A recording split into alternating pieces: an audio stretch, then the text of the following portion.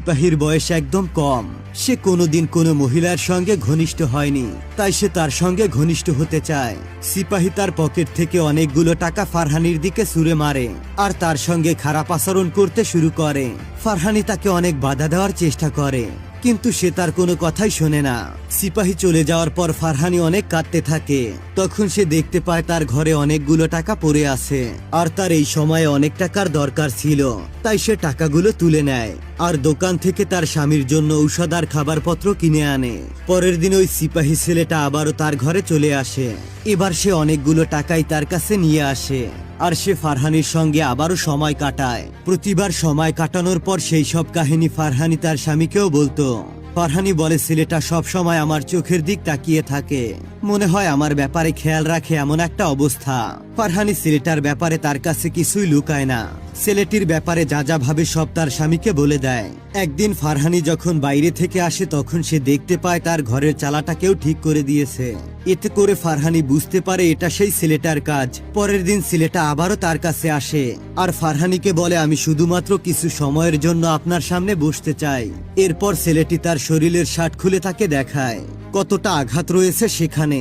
ছেলেটি বলে, আমি একজন অনাথ, কিছুদিন হলো আমি এখানে জয়েন করেছি। কমান্ডার সব সময় সিগারেট খেয়ে তার ছ্যাঁকা দিত আমার শরীরে। আমি তাকে কিছুই বলতে পারতাম না, আমি জীবনে কখনো ভালোবাসা পাইনি। এসব বলে ছেলেটি তার সঙ্গে কেঁদে দেয়। ফারহানি তখন ছেলেটিকে জড়িয়ে ধরে সেও কেঁদে ফেলে।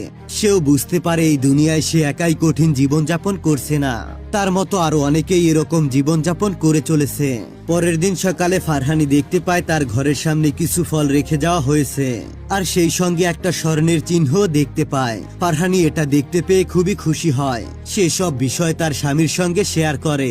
ফারহানি তখন বুঝতে পারে সেই ছেলেটি তার প্রতি দুর্বল হয়ে যাচ্ছে, কিন্তু এটা ছিল তার জীবনের সবথেকে চরম ভুল। তাই সে সৃষ্টিকর্তার কাছে ক্ষমা চায়। এরপর একদিন ফারহানি তার স্বামীকে বলে, আমি আমার জীবনের সবশেষ গোপন কথাটা আপনাকে জানাতে চাই। ফারহানি তাকে বলে, আমি যখন প্রেগনেন্ট ছিলাম তখন আমার 2 সন্তানকে আমি মেরে ফেলতে চেয়েছিলাম, কারণ ওই 2 সন্তান আপনার ছিল না।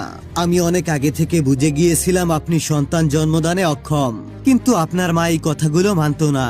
তিনি আমাকে বলে দিয়েছিলেন বাচ্চা না হলে সে আমাকে ঘর থেকে বাইরে বের করে দিবেন। তখন আমি উপায় না পেয়ে আন্টির কাছে গিয়েছিলাম আর সে আমাকে এই ব্যাপারে সাহায্য করে। আপনার মা ভাবতো আমি ডাক্তারের কাছে যাচ্ছি, কিন্তু আমি গিয়েছিলাম অন্য পুরুষের সঙ্গে সময় কাটাতে। অতঃপর আমি প্রেগনেন্ট হয়ে যাই। এই 2 মেয়ের মধ্যে একজনও আপনার সন্তান নয়। আমিও জানি না ওদের বাবাকে। এই কথা শুনে প্রথমবারের মতো ফারহানির স্বামীর জ্ঞান ফিরে আসে আর সে ফারহানিকে মারার জন্য গলা চেপে ধরে।